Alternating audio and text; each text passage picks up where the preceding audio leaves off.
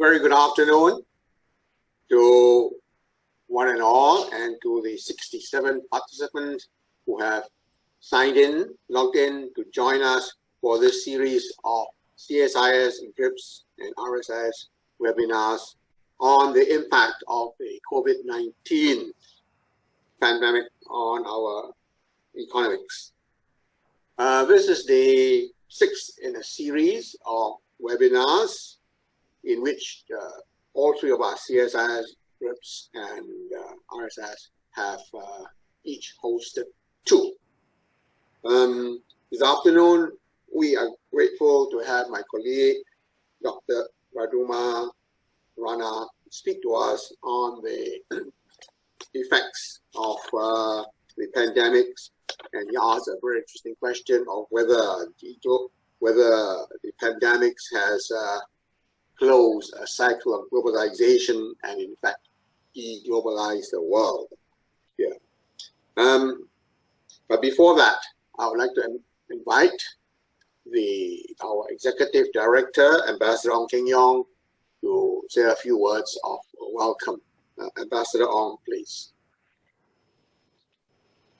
Thank you, Mr. Kwa Chong Wan, and good afternoon or good day to every one of you. I'm happy to be here to say a few words on our CSIS, GRIPS, and RSIS cooperation on this particular web event, as well as other research projects that the three think tanks have been engaged in. As you all know, CSIS, GRIPS, and RSIS, we are focused on looking at various challenges and research areas which we can contribute to better understanding and more policy impact. And over the past several months, the three think tanks have thought about issues such as great power rivalry and maritime order in Southeast Asia, state responses to extremism, changing landscape of development cooperation in Southeast Asia, as well as sustainable growth in ASEAN countries. Through these series of discussions, exchange of views, our three organizations hope that there can be better understanding among the colleagues in the academic and policy circle, as well as in the business and public arena, on such kind of important matters which affect our life on a day-to-day basis. Today, we cover another important part of this phenomena affecting us. That is something about what is happening to the globe, to the global community, and to all of us having a stake in this global community. And you will hear very soon Professor Rana, as well as Professor Ayoko Obashi from the Aoyama Gakuin University in Japan, and Dr. Dendi Rafichandi from CSIS Indonesia on their analysis of the developments which affect all of us today. In particular, we want to know what is globalization, how we see globalization today, and is it true that there is this thing called de-globalization? Yeah, and has de-globalization been accelerated by the COVID-19 pandemic? What about the impact of all these developments? How are the countries in our region affected, whether by more local and regional inputs or something else that have happened to the structures of the global economy and the political order as we know it? At the moment, everybody is concerned about COVID-19 and how the vaccination that is ongoing in all the countries will control the infection and the impact on our lives. No one knows for sure how long this is going to go on. Now, even if we study all the nitty-gritty about vaccination and control of further infection across the different countries, we may not be able to see the full impact of our economy and society from COVID-19 until several years down the road. So for us in research arena, this is a very rich subject that we can follow and contribute to a better understanding and hopefully better policy governance going forward. I believe our speakers will cover all the respective aspects that have been activated by the COVID-19 pandemic. Our lives and our work way have already been changed. And so I will not elaborate, but to just draw your attention that Dr. Rana and his colleagues who will be responding to what Dr. Rana is presenting will cover these areas. And I wish that all of you will prepare your comments and questions in a systematic manner to enrich our discussion this afternoon. I will stop here for now and wish all of you a fruitful discussion. And I hope that this whole exercise, which CSIS, GRIPS, and RSIS are bringing together, will contribute to our knowledge of the COVID-19 pandemic, the challenges facing all of us, and how we will be able to tackle the future developments which will come from all these challenges. Thank you for having me, and I look forward to the presentation and the discussion following my brief introduction. Thank you. Thank you, Ambassador Ong, for that very comprehensive introduction. So my colleague, Dr. Rana, will now have the screen for some 30 minutes to give us his views on the issues of cycles of globalization and whether COVID has pushed us into a cycle of de-globalization. And he'll be followed by comments of about 7 minutes or so from our Japanese colleague, Associate Professor Ayoko Obashi, and our Indonesian colleague, Mr. Dandi Rafidri.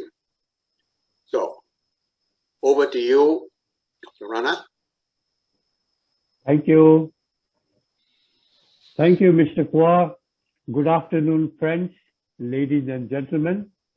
The title of my presentation today is The Pandemic and De-globalization. And I asked the question, is globalization dead? So I thought I would provoke you this afternoon.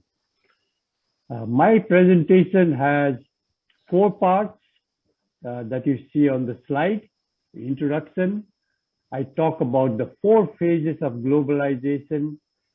Then I will talk a bit about COVID-19 and de-globalization, how that has brought about de-globalization 2.0, and then conclude by trying to say something about, is globalization dead? So the objectives of my presentation, as I already said, is try to provide some answer to the question, is the global economy de-globalizing for real? I mean, is it? I mean, because a lot of people have been talking about this subject. Some say yes, others say no. Now, and then if so, is globalization if globalization, if the global economy is deglobalizing, if so, is it dead? Globalization comprises many things to many people.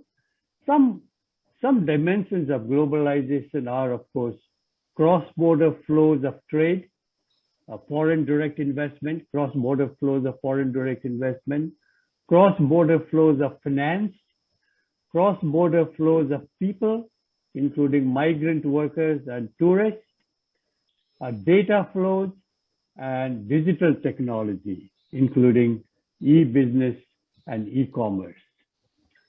Now, because globalization has so many dimensions, the answer to the question whether we are experiencing deglobalization or not depends on which aspect of globalization you look at.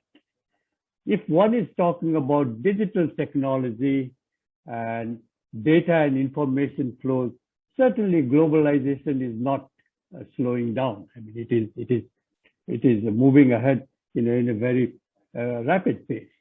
If we are talking about the movement of people, migrant workers and tourists across countries, that of course has slowed down quite a bit. So different aspects of globalization yield different answers to the questions that I posed. Now, my presentation will focus on Global Trade Openness Index, defined as the sum of world exports and imports divided by world GDP. I focus on this Global Trade Openness Index because I think it's a reasonable and perhaps the most commonly used proxy for global economic integration. And why study globalization? As Professor Joe Stiglitz likes to say, globalization has large benefits. It also has costs, especially in relation to financial globalization. He says, financial globalization once in a while leads to financial crisis with no commensurate benefits. So we have to be aware of the fact that globalization has both benefits as well as costs. And as Professor Stiglitz has mentioned, the question therefore is, how do we manage the process so that we can maximize the benefit and minimize the cost? So that's one reason why I'm interested in this topic. And the second reason is globalization can lead to economic convergence, which means poor countries catching up with rich countries. So if we have globalization, then poor countries will grow at a faster clip than the advanced countries and catch up with them. So yeah.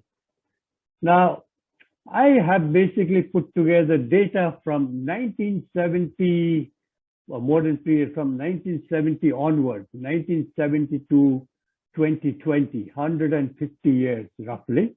So this is a so-called modern period, and find that globalization has passed through 4 phases. The first phase, globalization 1.0, which occurred from the period 1870 to 1913. That was the era of the so-called gold standard. Second, de-globalization 1.0, which is the period from 1913 to 1945. The First World War started in 1914. So this is also the interwar period.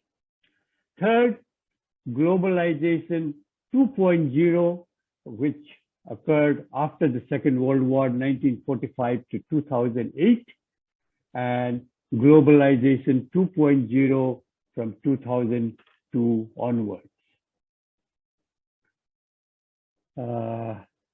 So this is the figure I have put together on global trade openness ratio from, as I said, from 1870 to 2020. So you can see the 4 phases there. I put together this data basically from what I could find at from the Peterson Institute. Peterson Institute research gave me the data from 1817 to about 1959. Then Penn World Tables provided more data, the World Bank, and I incorporate also the latest data from WTO, data that was available from WTO in March 2021. So all these data are comparable. So even though they are from different sources, they are comparable, they are homogeneous. So if you look at the figure, so you see globalization 1.0, when trade openness index has increased from 17.6% to 29%. Then we had a de-globalization 1.0 during the interwar period, a globalization 2.0 from 1945 to 2008, and de-globalization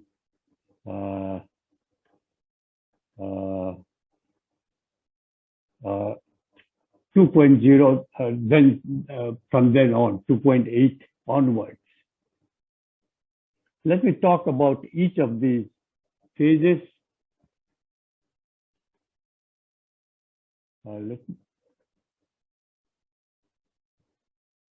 Let me talk about each of these phases.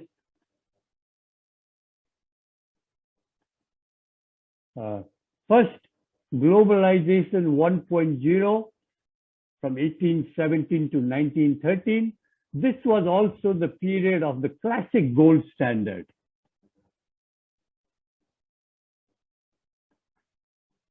Gold standard. So during that time, there were several rules.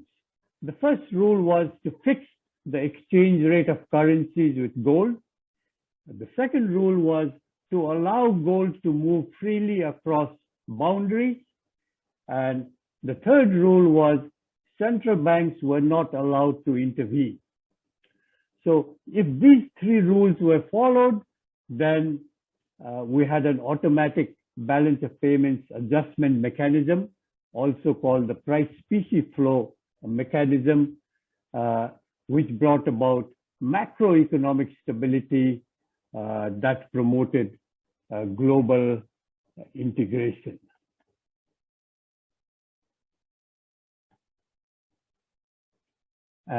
During that time, in the late 19th century, we also had the discovery of steam engines, so trains and steamships, which reduced trading costs, and because of that, the world trade increased faster than world income during this period. So we had globalization. De-globalization 1.0 during the interwar years, in between the First World War and Second World War. During this period, countries followed, basically, they wanted monetary independence to finance the First World War, and that led to the abandonment of the gold standard. And the three rules were not followed. Because of that, there was a lot of chaos and instability. And also in the early 30s, the US, UK, and France resorted to competitive currency devaluations or beggar thy neighbor policy.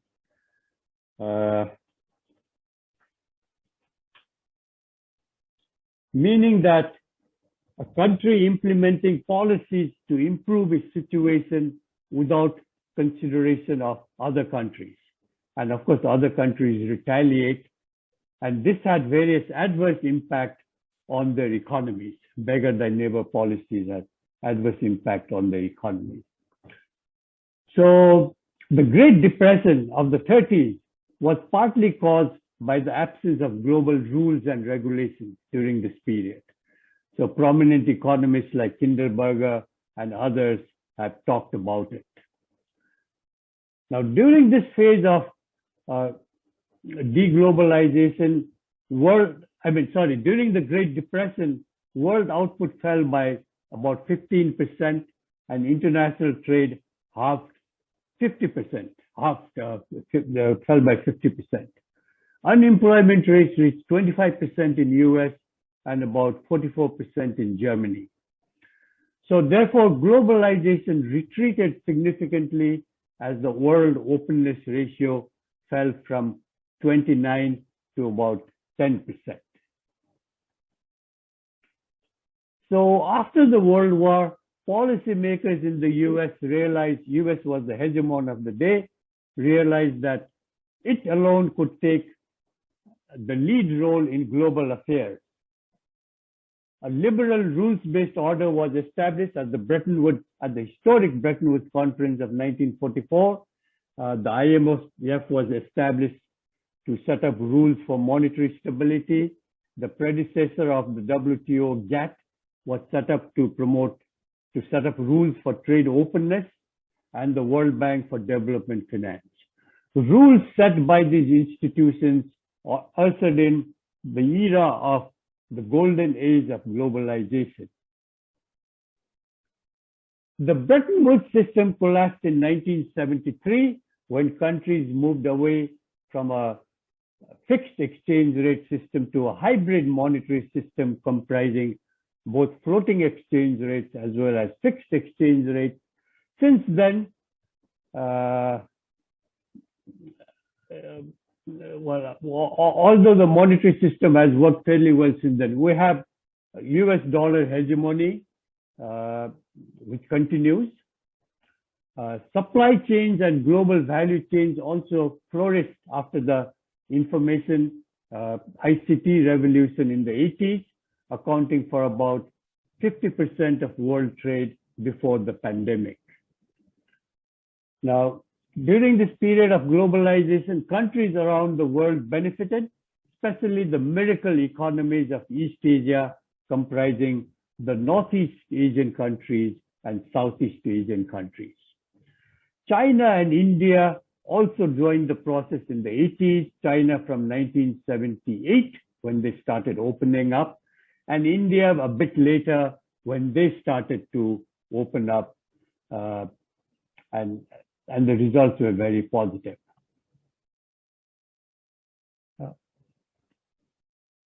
The fourth phase of globalization is de-globalization 2.0 from 2000 onwards.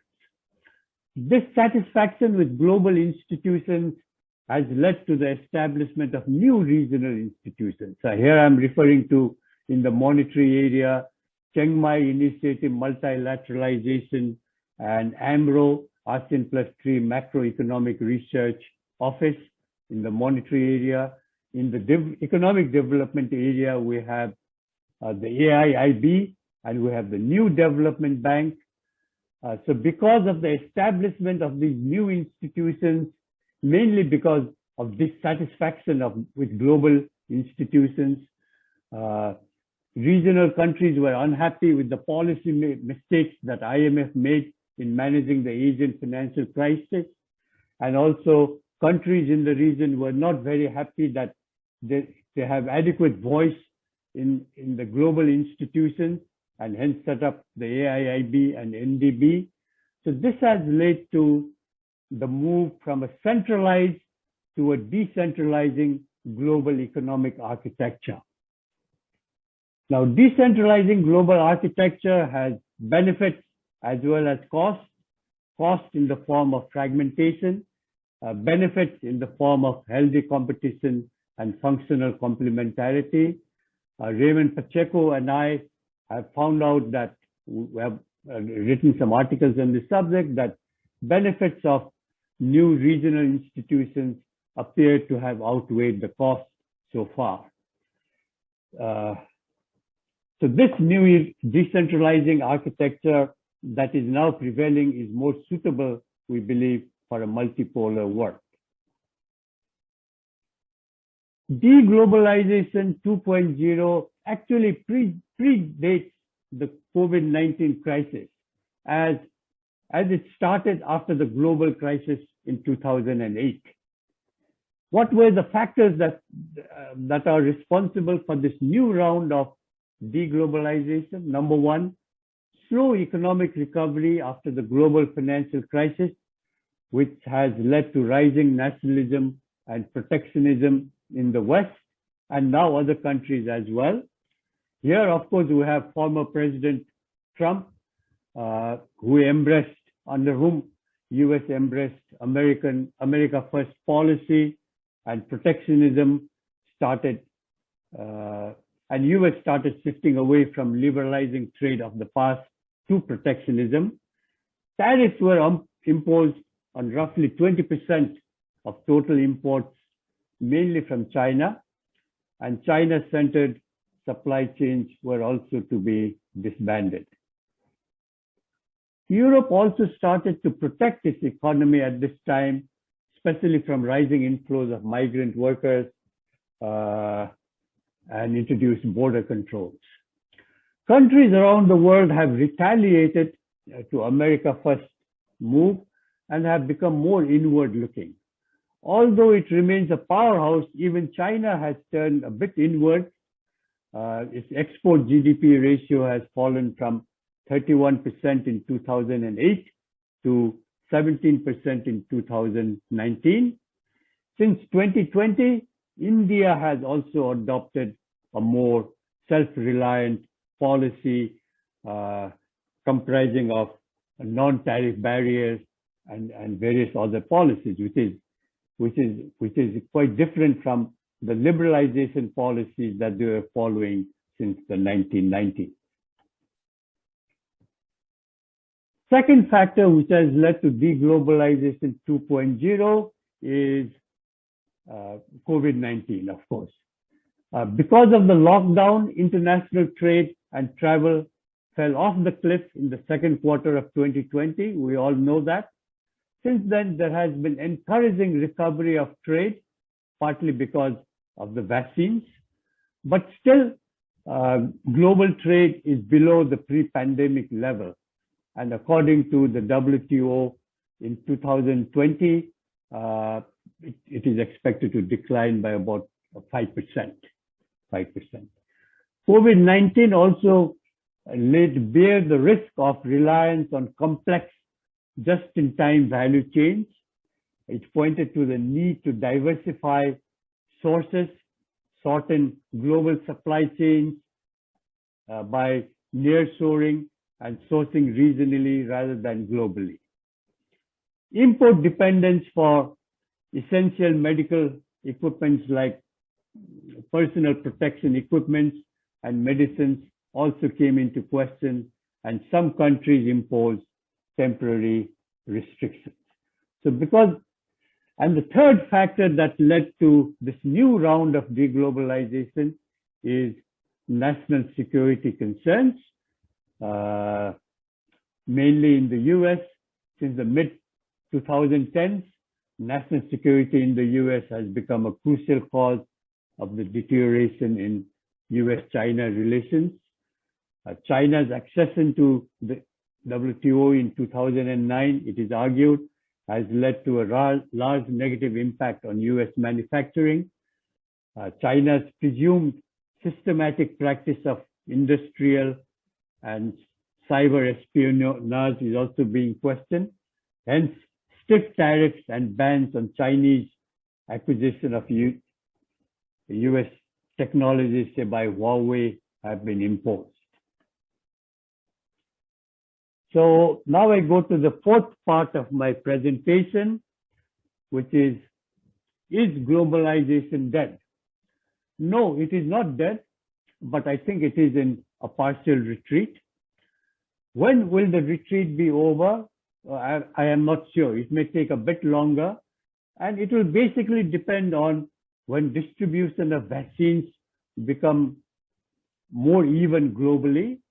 Right now, we do know that about 70% of the vaccines have been administered in 10 countries.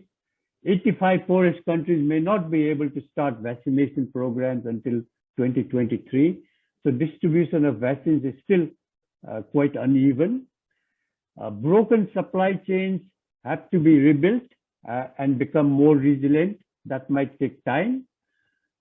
Protectionist sentiments around the world also have to reverse. So we don't know when that might happen. National security concerns in the US vis-a China also have to abate. So it may take time for us to go back on the path of globalization once again. So I will now conclude this is my last slide, and I'll conclude here. De-globalization 2.0, however, I think will be milder than de-globalization 1.0, which lasted for about 30 years, and global trade openness ratio at that time fell by nearly 13 percentage points. So far in de-globalization 2, trade openness index has fallen by only about 3 percentage points. So I expect de-globalization 2.0 to be milder and less serious. Now, yesterday at the spring meetings of the IMF and World Bank, the IMF managing director observed that the world economy is growing at a very fast pace. In fact, the fastest pace in 50 years at about 60%. But then she did express the view that it was diverging dangerously. On one hand, the US was growing very fast at about 6% per annum. Europe and emerging markets were growing much more slowly. That, of course, is due to, again, the fact that that vaccine distribution is uneven. It's due to the fact that in emerging markets, fiscal stimulus have not been very strong. But one other factor responsible for this diverging trend is surely de-globalization or slowbalization. Slowbalization referring to slow globalization. Thank you very much. That's where I land. Well, thank you, Rana, for that ultimately cautiously optimistic view of our cycles of globalization that we are in here. I now turn to invite our commentators. The first one is Professor Ayoko Obashi. Prof, you have the screen. Okay, thank you, Chair. And thank you, Dr. Rana, for such an interesting talk. So let me share screen. Oh, wait a minute.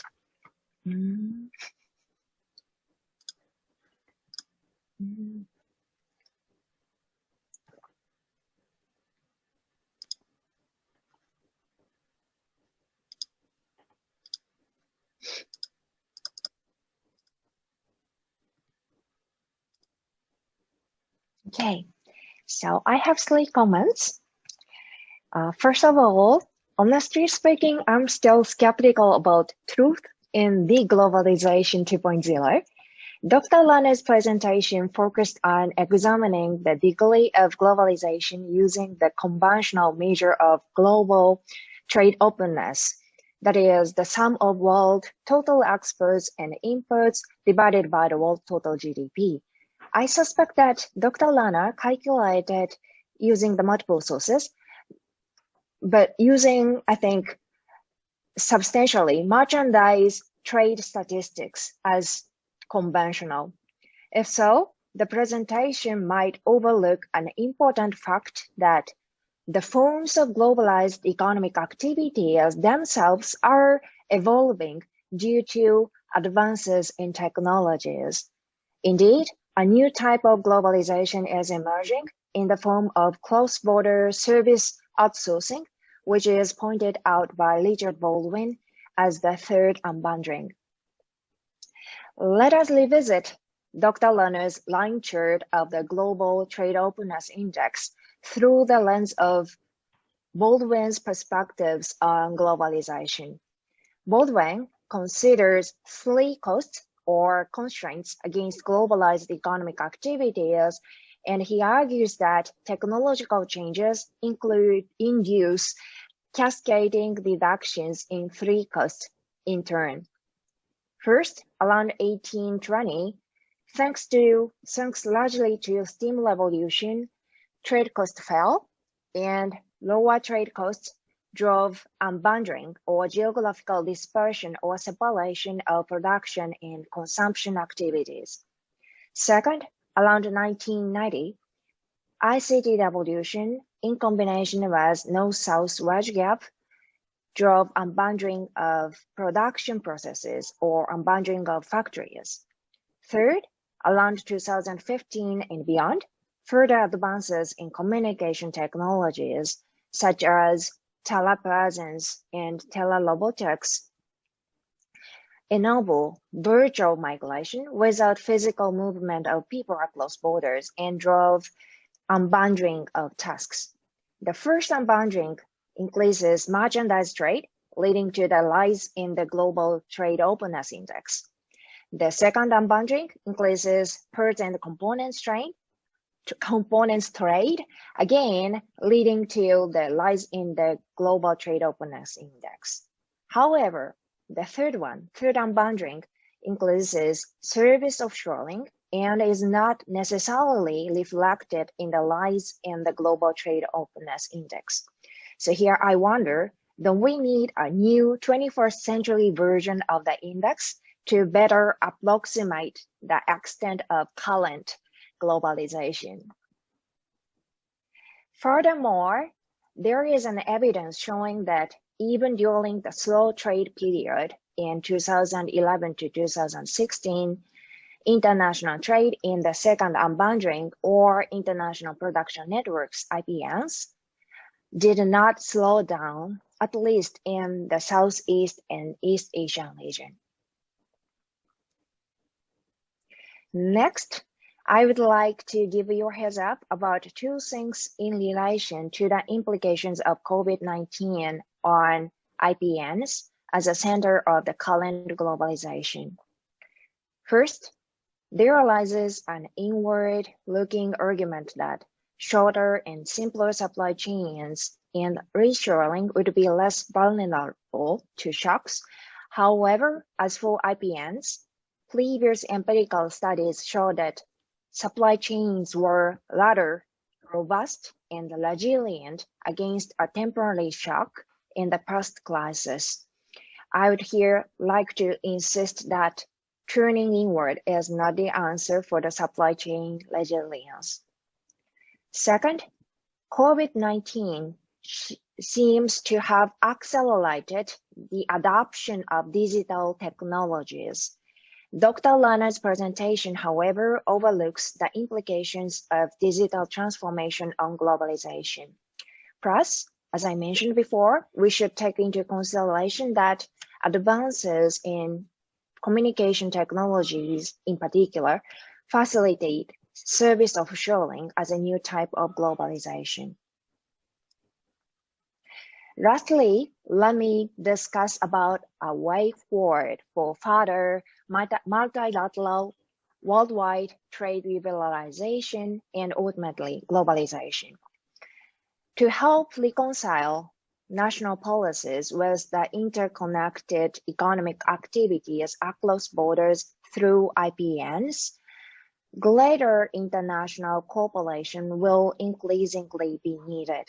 However, as we all observe, WTO is stumbling and multilateralism seems to be under kind of hibernation. To think about how to overcome the current situation of multilateralism, a series of studies by Bagwell and Steger in their commercial policy literature gives us some hint. On one hand, Bagwell and Steger show that the rule-based world trading system undermines the international cost-shifting motives of large countries. If one country, say the US, is sufficiently dominant in the world, other countries may not participate in trade negotiations with the absence of, say, US. On the other hand, Bagwell and Steger also show that if the country's dominance wanes, its support for the rule-based world trading system could rationally erode. The latter result suggests that we may need a new hegemony to save the multilateralism. Maybe China, but maybe not feasible. More realistically, instead, pro-trade coalition among middle power countries, such as forming a mega FTA, appears to be a key driver for further multilateral trade liberalization and globalization. For example, as evidenced by data examinations of Hoffman and others, the role of mega FTAs is increasingly more important in making international trade rules and more as a complement to the stumbling WTO. That's all my comments. Thank you. Well, thank you, Professor Ayoko Obashi, for those comments. Now I turn to Mr. Dandi Rafidrani from Indonesia for his views and comments. Pak Dandi, the floor is, the screen is yours. Thank you very much, Mr. Kwa Chongkwon, and thank you, the committee, for inviting me as a discussant in this webinar. So I would like to try share my screen.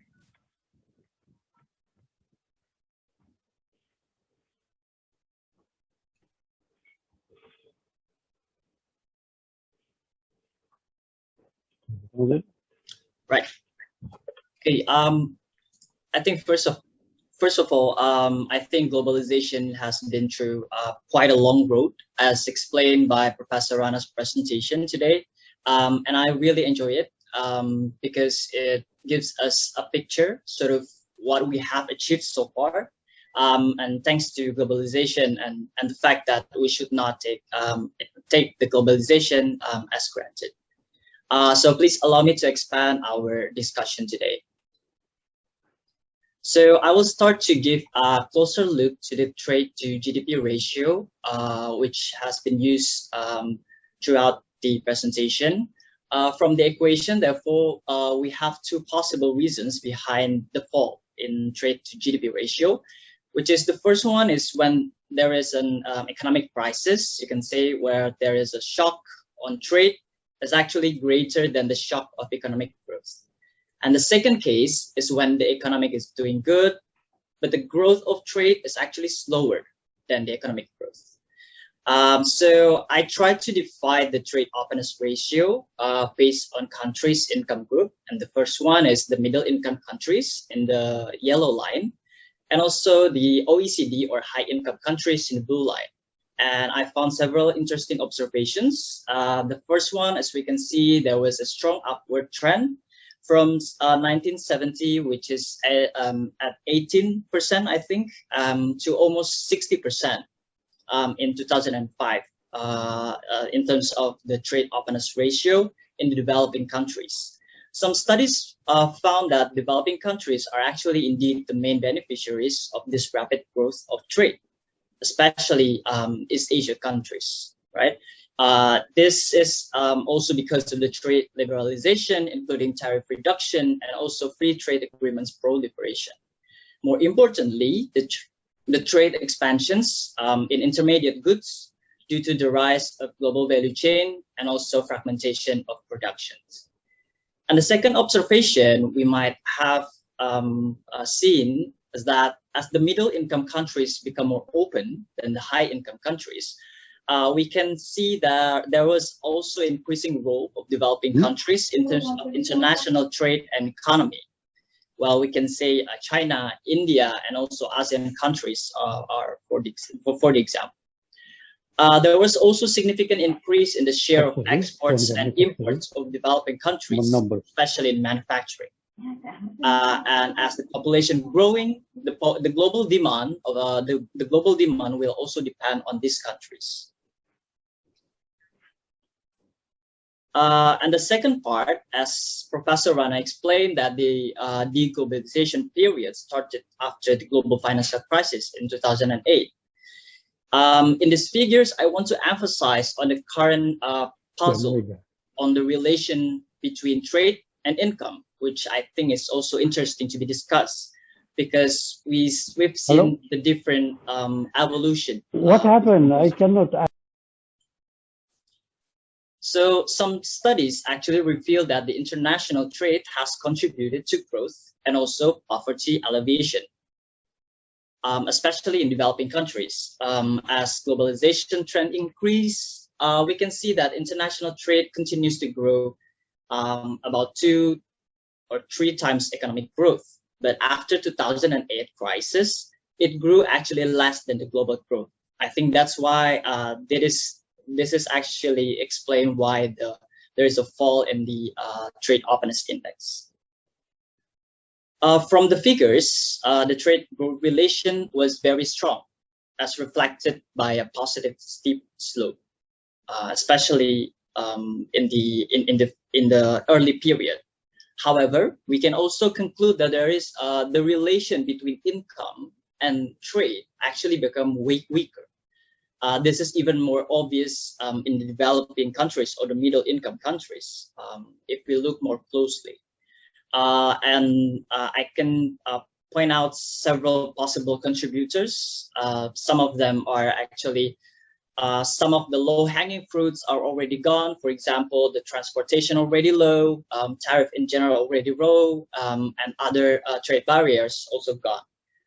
And the second one, if the low-hanging fruits are gone, we are actually live as a very hard reform. For example, in the services sector, that's actually one of our homework. And the second point is actually the trade tension and also the rise of protectionism, which I argue that it may trade more volatile in the near future.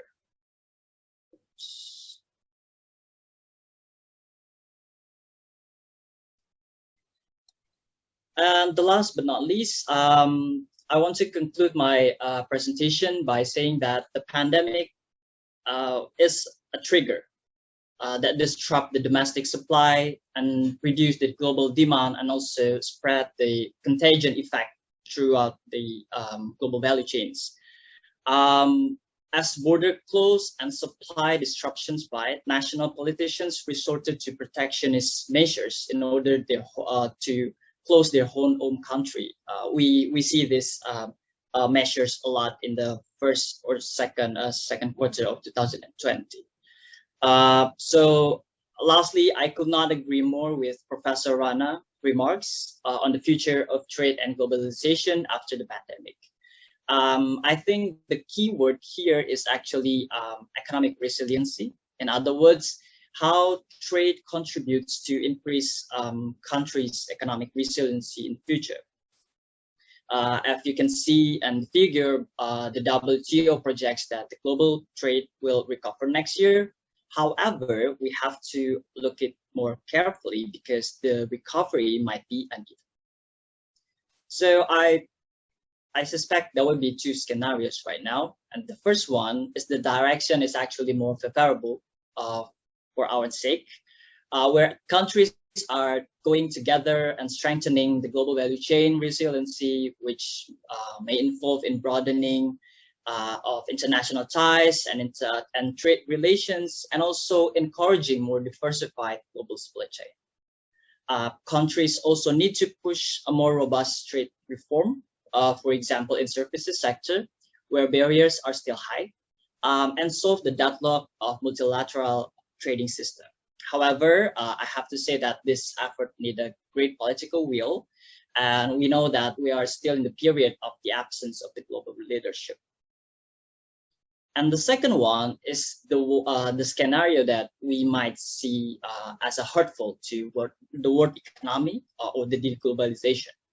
A study by Zimmerman in 2020 shows that the relation between pandemic and globalization actually the infection rate and transmission speed rise is actually positively correlated with globalization. It means that the country that is more involved in the global trade and more exposed to globalization is actually has a higher infection rate and transmission speed.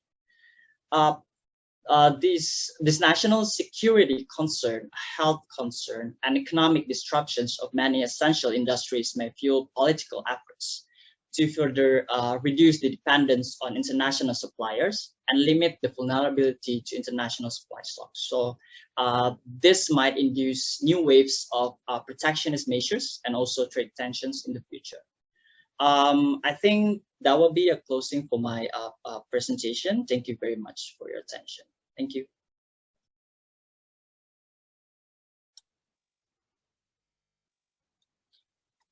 Thank you, Dandy, for that comment. I now turn to Professor Rana. Would you invite you to comment or respond to these comments, and then after that we can take the questions that are now beginning to come in.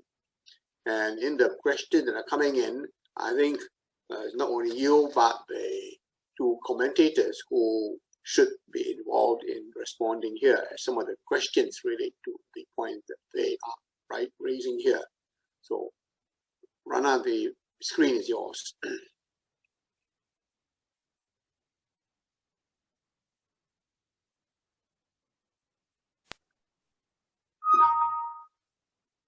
Mr. Kwa, I had video problems and audio problems, so I got in now. I think I will have to respond to the comments of the Obasi-san and Mr. Dandi separately, if you don't mind, because I could not listen to them. No, so yes, maybe we take questions from the floor because the system is now working. It was not working for a while. I'm sorry about that. Sorry, so you want to take the questions from the floor now? Yes, I think so. You can't respond to what Professor Obashi and Mr. Dandy have raised? Because there was some computer problem. Oh, what a pity, yes. Sorry, okay. I apologize to you. Dr. Obashi. Well, okay, we've got the questions, some of which overlap. I think the first one is from Dr. Omkar Shirishta from the ADB, who is retired. And it overlaps with the issue that you have raised, which is that, firstly, even before the pandemic, de-globalization has started visibly since the Trump policy in 2017. So basically here is how did the COVID affect this here? And this is a question that I think the other two commentators have also discussed, the impact on COVID on the cycles of globalizing, de-globalization. To continue here, Dr. Omkar also says that, so the issue really is what kinds of newly defined globalization is going to emerge. For example, shift of focus on regionalization, realignment of country groups, redesigning of globalization templates reflecting the prevailing global economic realities in replacement of current economic political order, etc., etc. What form of new globalization should Asia anticipate? How should Asia respond to ensure a win-win for all continents? And these are issues that I recall Professor Obashi and Landy also commented here. So I will look forward to first, Rana, your response, and then Professor Obashi, I think you also had this issue of who is the next hegemon to lead the next cycle of globalization's rise here. So, Prof. Rana, floor is yours. On Mr. Shrestha's question, the first, yes, he is right. De-globalization too certainly began well before the COVID crisis. It began after the global financial crisis in 2008. So the global financial crisis was a very serious crisis. Many people expected it to be the second round of global depression, as happened in the 1930s. In effect, it did not turn out to be a repeat of the Great Depression because of the large stimulus packages that were put together by countries under the auspices of the G20. So instead of having a Great Depression, we had the Great Recession. And it was a recession that continued for a large number of years. So because of that, countries started becoming protectionist, and in order to revive their economy, introduce protectionist policies. And when President Trump took over in 2017, of course, he had his America First policy and his preference for bilateralism. Yes, de-globalization too predates the COVID crisis. That is correct. His second question about what kind of globalization. Yes, we have many different kinds of globalization. As I said, digital globalization is certainly very much on an upswing, so we cannot say otherwise. And also globalization, he mentioned regionalism. So I think that relates to the point that I made. In addition to the global institutions now, we have regional institutions. For example, in the monetary architecture, we have the IMF, and we have regional institutions. In Asia, we have Chiang Mai Initiative and AMRO. In Europe, we have the European Stability Mechanism. In Latin America, we have the Latin Reserve Fund. So globalization of the past was centralized globalization, and the new type of globalization we're seeing now is decentralized globalization, which I think is more suitable to a multipolar world. Now that the US is not the sole hegemon, and we have multiple poles of economic growth in Europe and Asia, US, Europe, and Asia. So for this multipolar world, this decentralizing globalization, I think, is quite appropriate.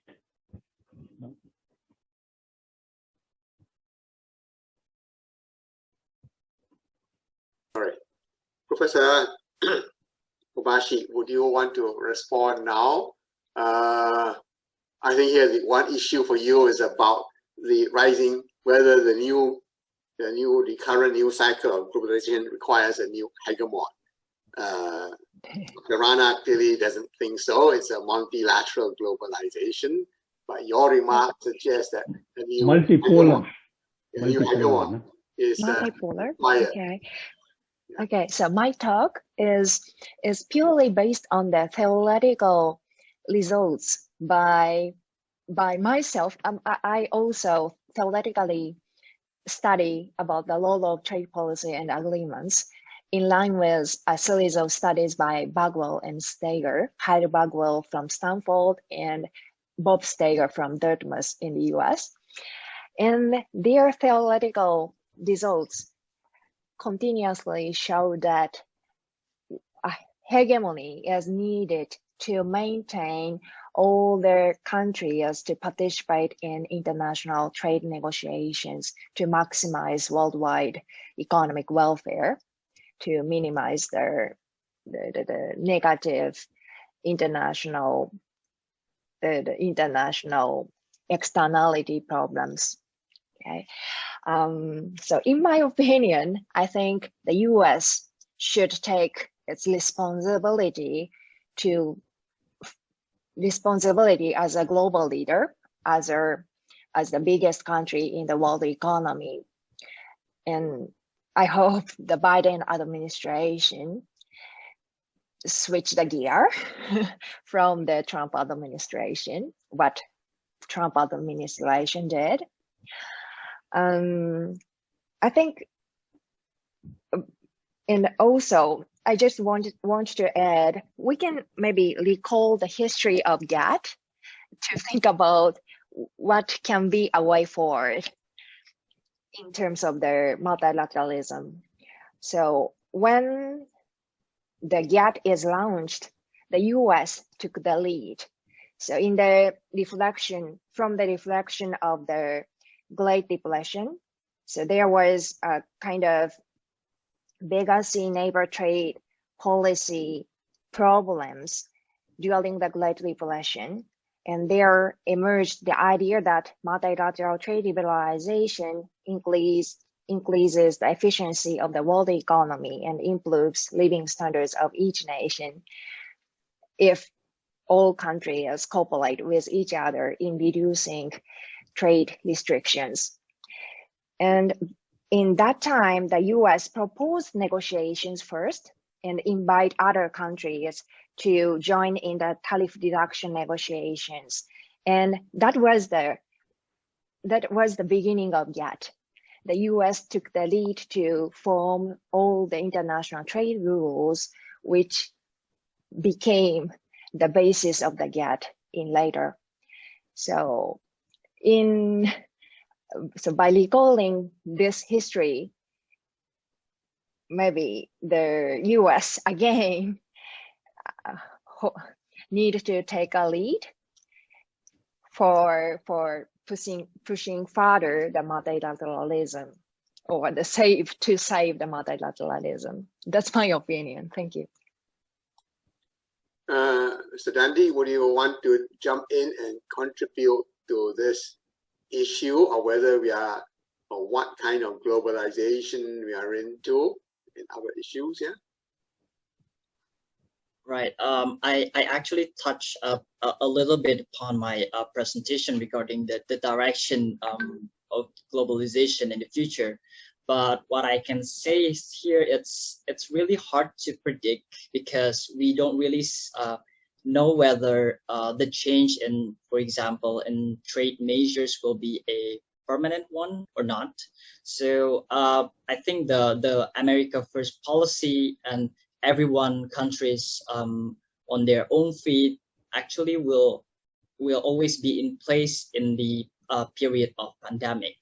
For example, this kind of policy will depends on when the vaccine will be ready for everyone, and also whether the economic recovery will also happen in the near future.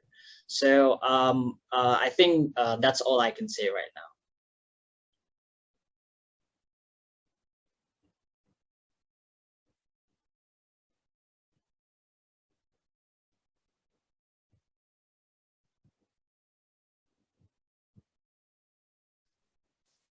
I think you're still muted, Mr. Pua. Yeah. So I think we have to come back eventually to the issues that our colleague here, Tristra, has also raised.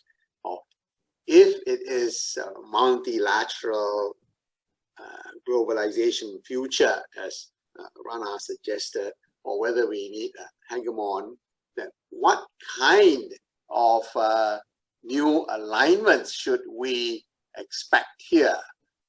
What kind of realignment of country groups should we expect? And to Prof. Obayashi, of course, if you ask our Chinese colleagues, they would say that their economy is going to overtake that of the US. And I think many of us in ASEAN, at least Southeast Asia, are looking to, or expecting that if and when the Chinese economy does overtake the US, then what do we do here? So again here, Dandy, since you have got the floor, do you want to respond to that?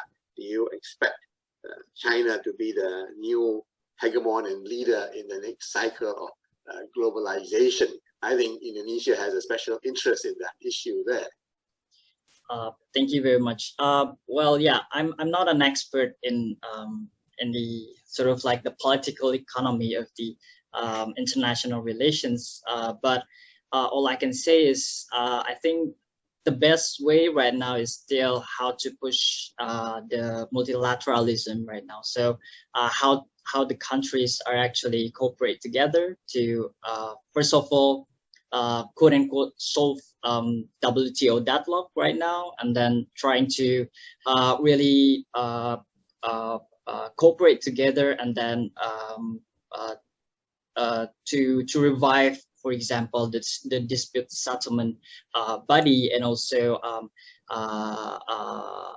you know, the all of the function of WTO itself. And I think that is a very important one, because we have the new WTO Director General right now, and then the hope is quite high for her to actually bring all the countries together in this kind of period. So, but in my view, I still think that we still need to cooperate more together in the future.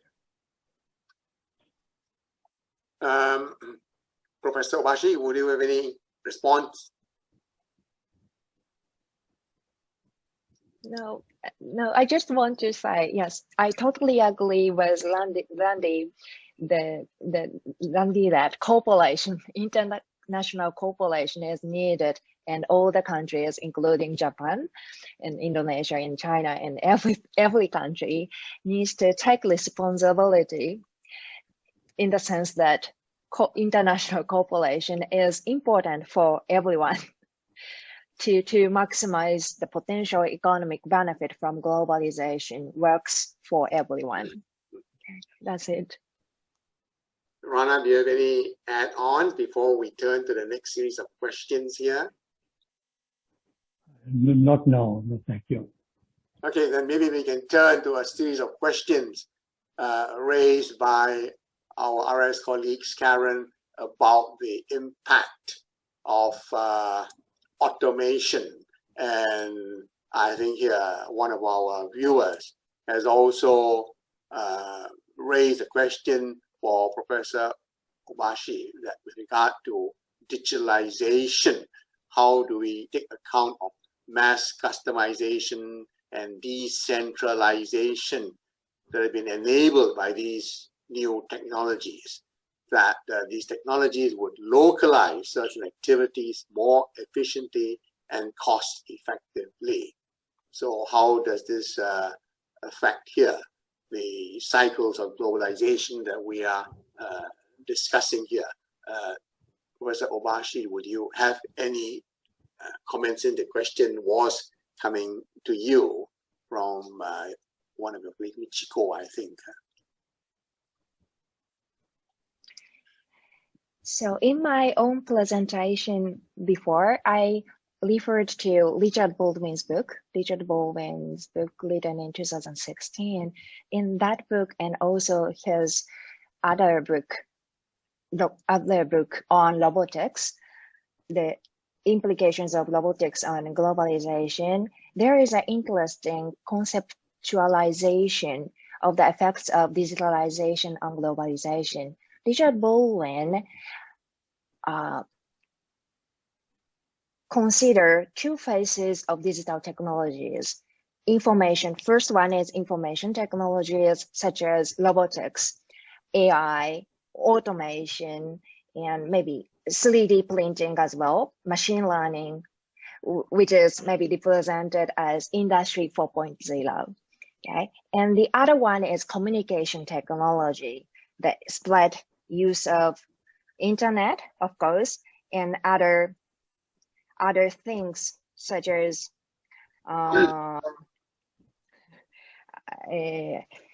like smartphones, use the expansion of use of smartphones, maybe 5G technologies, and so on. The effects of information technologies on globalization can be considered as follows. Information technologies makes data processing faster, economizes the number of tasks, jobs, accelerates the substitution of humans by machines, especially accelerates the replacement of maybe low-skilled routine workers by machines or by robots. So the information technologies overall are likely to generate concentration forces for production activities and economic activities. On the other hand, the communication technology reduce coordination and communication costs between production stages. So the communication, the more or broader usage of communication technology will induce more fragmentation of production, which will result in the spread of global value chains, development of global value chains across borders.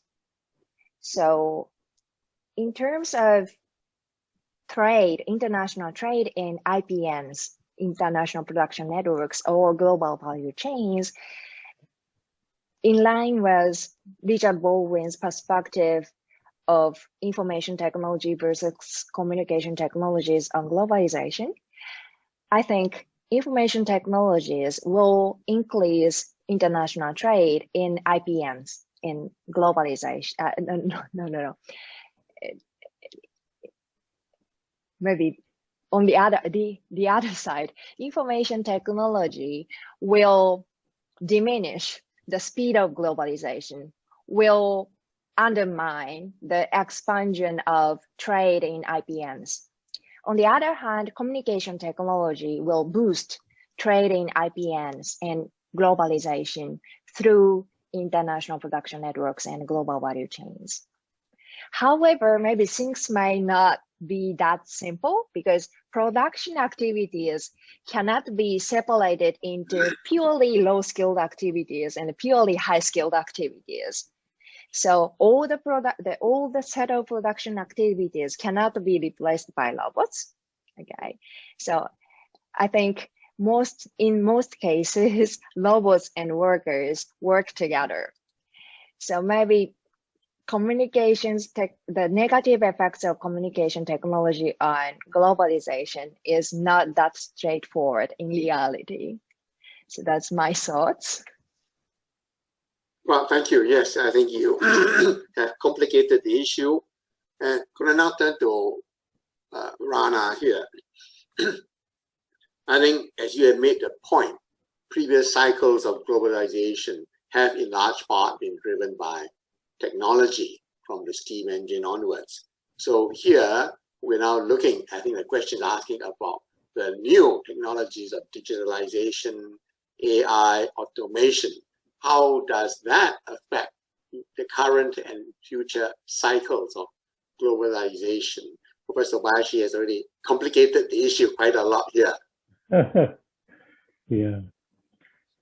She's the expert on the subject, no? So Baldwin has written on that.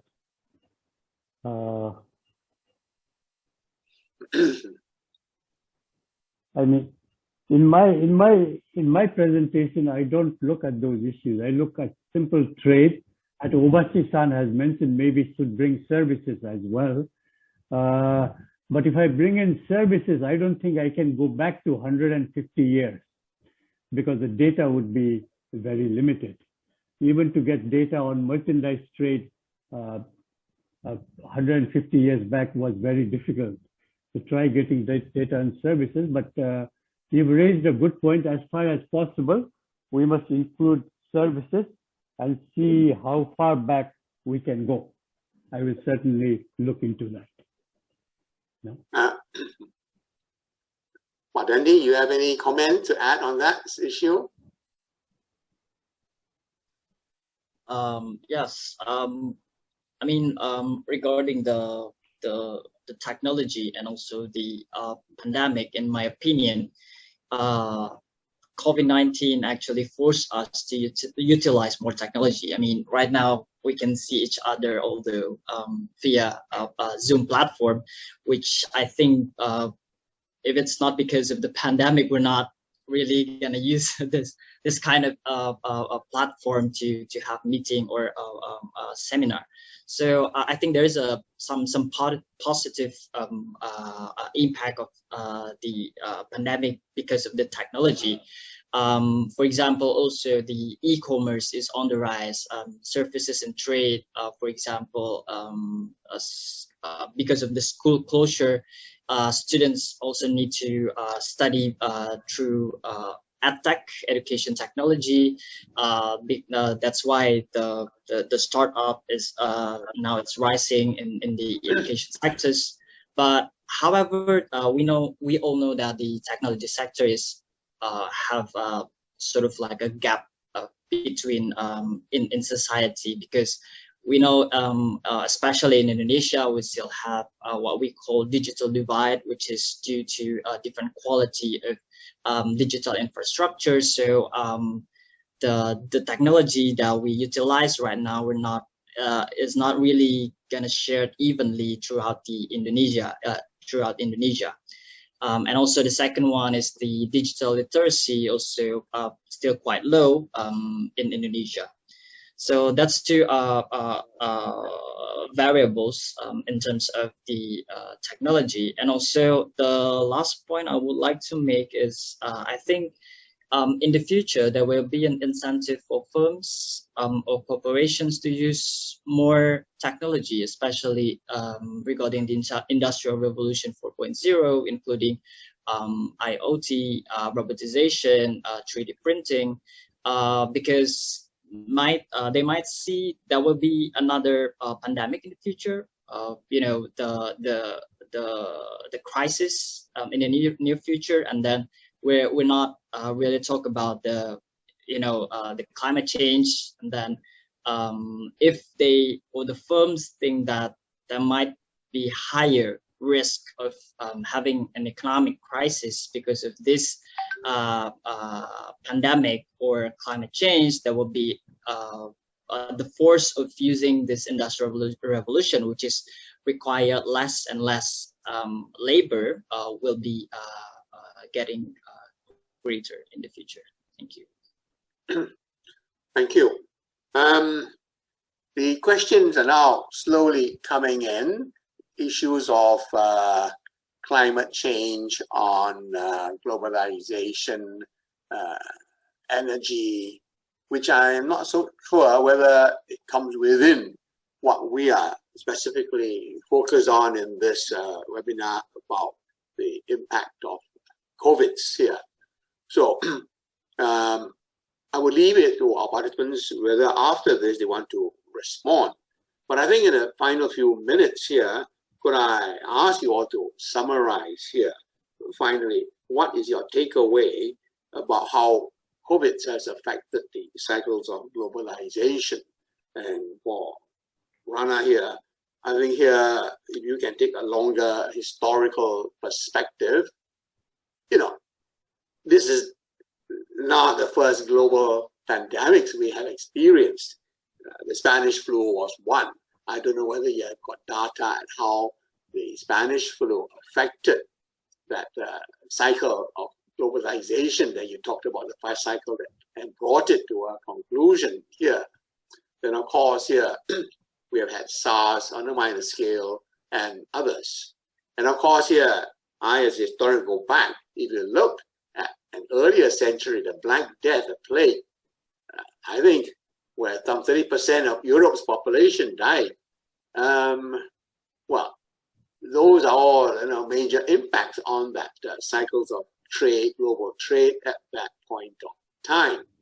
So here, could I ask the three of you to give your final thoughts on what you're taking away from the impact of COVID on the current and next cycle of globalization here? Can we start with Dandy and then go on to Professor Obayashi and then end with Rana as a final word on this here? Yes, I'm just gonna be quick. So I think the key difference on this pandemic is that what I also mentioned in my presentation, which is the absence of the global leadership right now, because we are even before the pandemic, because of the trade tensions and also including the trade war, we are actually not in the in the good way to cooperate with each other. So I think this is also a question to all of us right now, whether whether our country can also place a significant and positive contribution to solve this global leadership issues, because without international cooperation and also leadership, I think the pandemic and also economic recovery will be come in quite a long way. That's from me. Kobayashi-san? Yes. So we now face some multi-faced challenges and slits against globalization due to COVID-19, and some slits were already existing prior to COVID-19. But one good news is that COVID-19 substantially accelerated the digital transformation, and the more utilization of digital technologies, I believe, would be a key factor for further multilateral trade liberalization and globalization. So maybe we should think about a way how to utilize or how to facilitate the more adoption of digital technology, especially in developing countries. Okay, I think that's it. Yeah. Well, Rana, you had the last word. Thank you, Mr. Kwok. For me, in this pandemic, I mean, I'm appalled by the fact that global cooperation has been so weak. You know, sort of containing a pandemic is a public good, global public good. So there must have been a very strong global response, global cooperation. We did not have that, unfortunately. We did not have that from G20. We did not have that from other institutions like IMF and so on. So because we did not have very strong, because there was an absence of global cooperation, we have this problem with vaccine, uneven distribution of vaccine. Some countries have so many, and others, I give some data already. There are problems of providing liquidity to countries that are facing crisis. Money from IMF has not been enough. Money from regional safety nets like Chiang Mai Initiative and AMRO, they have not been effective at all. Nothing has happened there. Some efforts have been made to forgive debt under the auspices of G20. That has to be strengthened a lot more if we are to come out of this crisis very safely, I would say. So we need to strengthen global cooperation. Well, thank you for the final comment. Although I would quote you back to say that in an era of de-globalization earlier on, we are all into beggar your neighbor's policies. So are we not seeing that here in this pandemic? It is a beggar your neighbor policy. I want all the vaccines, I'll keep it for myself, and after that we'll see what happens there. So looks like we will all have to rough it out, live it through it, would you say? Yeah, I think so. But it's not as bad as in the first round of deglobalization, as I mentioned. No. Things are better, and now definitely better than they were at that time. But we still need further global cooperation.